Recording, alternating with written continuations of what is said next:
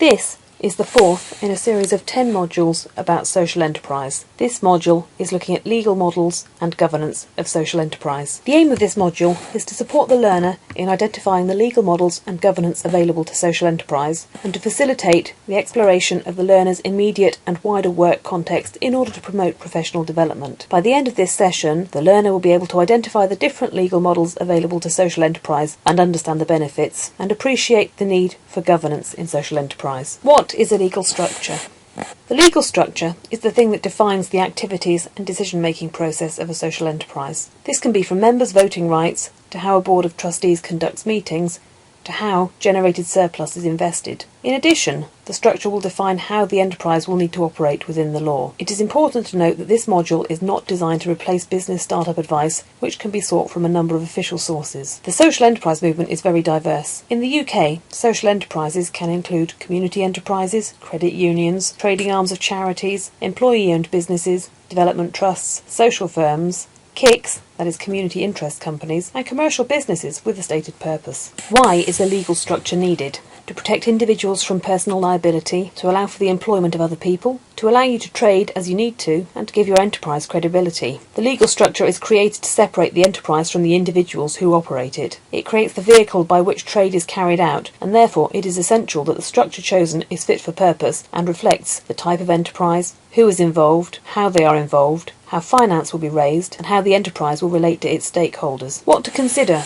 Deciding on the legal model is a complex decision because there are a number of different legal models that can be adopted. This can be further complicated by the range of funding that may be available at the time of setting up and the way in which the enterprise marries its social and commercial aims. You should consider what the enterprise is being established to do. What is your trading activity? What is your social purpose? For whose benefit is the enterprise being established? Are your objects purely charitable? Are you setting up the benefit of community? Who will you be trading with? Can you describe who will own the enterprise now, in 5 years, or in 10 years? How will the enterprise be managed on a day-to-day operational basis and on a month-to-month strategic level? How will your board of directors or committee be appointed? On a very simple level, you need to consider limiting personal liability, who owns the enterprise, how the enterprise will be funded, short, medium and long term, how the enterprise is governed, and what happens to profit once it is made. You also need to consider who will make the decisions about profit distribution or policies. How will decisions be made? For example, one member, one vote, majority or consensus? Will your enterprise be entering into contracts, taking on leases, owning anything, employing people, or taking out loans? Will the enterprise and its property be jointly owned, that is,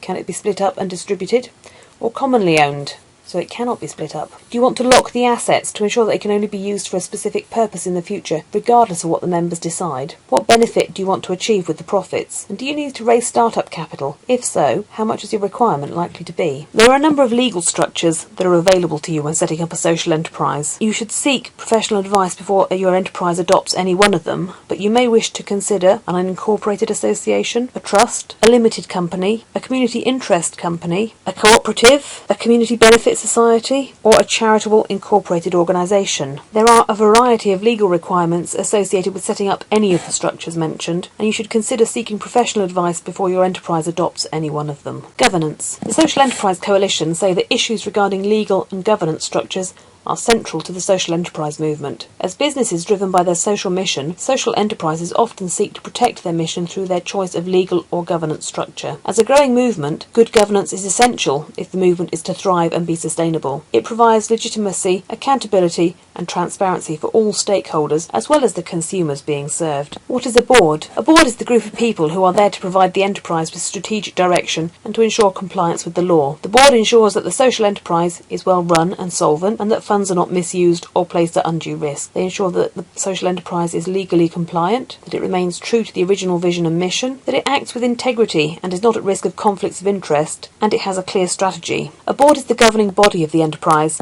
and is there to provide strategic direction and to ensure compliance with all legal requirements. Whether they're called the board of directors, board of trustees or the governing body, it all means the same. They're the group of people who are appointed to look after the strategic direction of the enterprise. It is essential that the board understands understands and agrees with the vision, mission and values of the social enterprise, the roles and responsibilities of the board collectively and individually, and the importance of confidentiality concerning the activities of social enterprise. It is important that all board members are aware of their legal positions. Directors are required by law to carry out certain duties and should be made aware of this before committing to join up. Boards, yes or no? Boards are not a legal requirement for a social enterprise, but this may depend on your legal structure. They can be evidence of a good governance system. They can help provide strategic direction, they can provide stakeholders with additional confidence, and they can bring in additional skills, experiences and business skills. Boards and management. It is important that there is a clear separation between governance and management issues, and that all parties are aware of this. Management deals with operational matters, the day-to-day running of the social enterprise. They are responsible for implementing the policies that are set in place by the board. The board has more legal responsibilities than management and deals with strategic matters. They need to ensure that there is compliance with the legal constitution and memorandum of the social enterprise. Constructing a board. There is no clearly defined model for a board of a social enterprise. The most effective boards are made up by bringing together a group of trusted individuals